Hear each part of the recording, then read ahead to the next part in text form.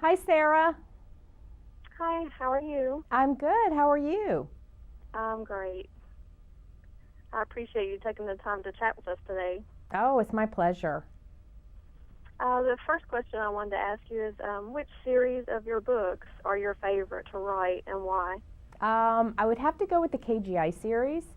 And the why is that is a series that,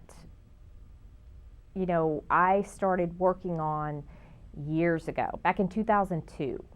Back when I was just making the decision to actually try and, become a published author and write for something more than my own enjoyment.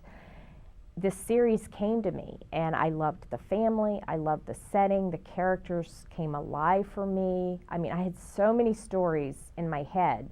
And when I eventually became published, I had to be patient and wait for just the right time and opportunity to get to tell the stories, in the KGI series.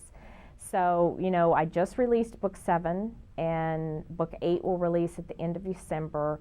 And I adore that series. I love the family. I love the extended family. I love the team members.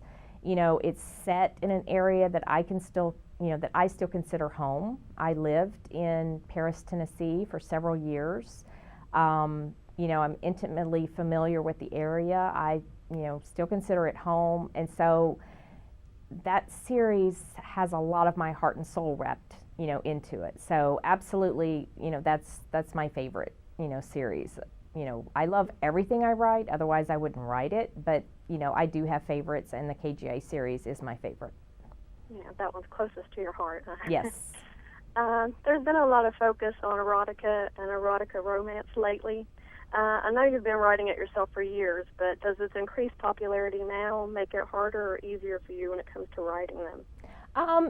It doesn't make it harder for me to write, because I don't allow myself to be influenced by trends, because I think if an author does that, then I don't think the end result is going, to do so well. Readers can tell when an author's heart is not into a story. And conversely, they can tell when the author is really passionate about a story, because it leaps off the page at them. It comes to life.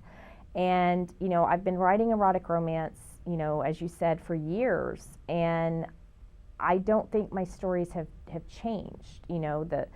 The stories themselves change, the settings, the circumstances, the characters, but in every one of my books, whether it's erotic romance, the KGI series, or if it's a Scottish historical, my books are all focused on the emotional aspects, and primarily the emotional components of a relationship, no matter how highly eroticized the books are, or if they're not erotic.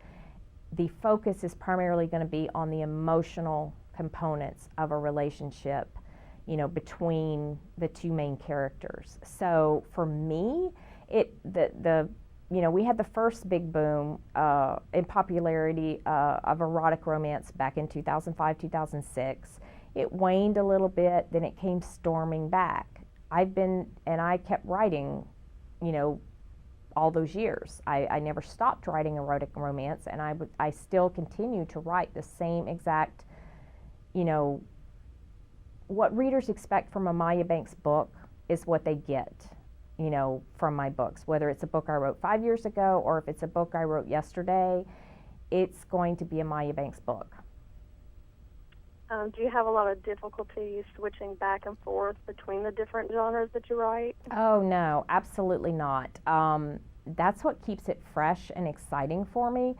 If all I had to write, say for instance, was the KGI series, if I had to sit down and write KGI story after KGI story back to back to back all the time, I would tear my hair. I would tear my hair out. I would get bored and I wouldn't want to write it anymore. I love the ability to be able to write a contemporary erotic romance, and then a KGI story, and then a Scottish historical, and then by the time it cycles back around and I'm ready to write another contemporary erotic or another KGI series, I'm excited and eager to dive back into that world. So it keeps it very fresh and exciting that I get to switch it up and I don't have to write the same thing all the time.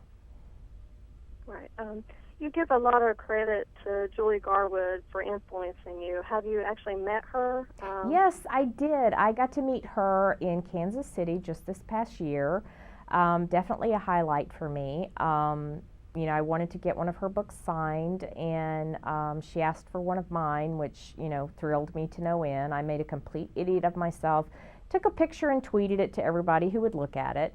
But, you know, what I always say that everything I learned about writing, I learned from Julie Garwood. And what I mean when I say that is that Julie Garwood's books, if you read them, she makes every single one of her characters count. Even if it's a character who only has 2 pages in the entire book, she gives you a colorful, vibrant, fleshed out character.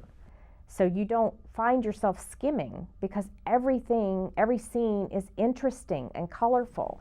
And so that's what I've tried to do with my own writing, you know, and I don't just focus on the hero and heroine. Yes, they get my primary focus, but I don't want readers to be bored by the secondary character. So I try to make every single character, even if they're the villain or if they're the sister or a cousin or a best friend, I try to make them interesting and colorful and 3-dimensional, you know, in a book. And so that's it in a nutshell, because to me that's what Julie Garwood does in her books.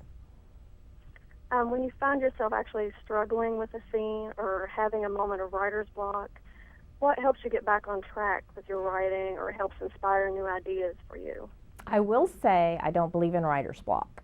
At least for me, because if I'm not writing, it's for a reason. It's either because I'm being lazy and don't want to, or it's because there's something wrong with the story. If the story is not coming to me, it's not because I'm waiting on my muse, because I am my muse. You know, writing is a job and it has to get done. I can't sit around for weeks waiting for inspiration.